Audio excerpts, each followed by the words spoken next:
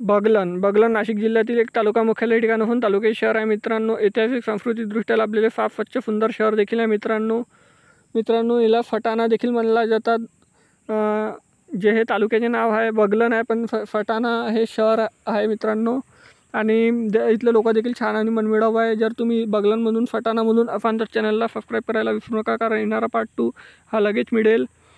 आणि तुम्ही बगलनमधून फटाणामधून कुठून आहे देखील कमेंट सेक्शनमध्ये कळवा।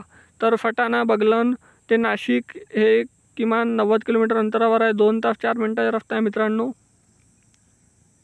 इथलं बस स्टँड आहे बगलनचं, फटाणा बगलन। इथं फटाणा बसस्थानक बघू शकता मित्रांनो, साफ स्वच्छ सुंदर असे बसस्थानक आहे।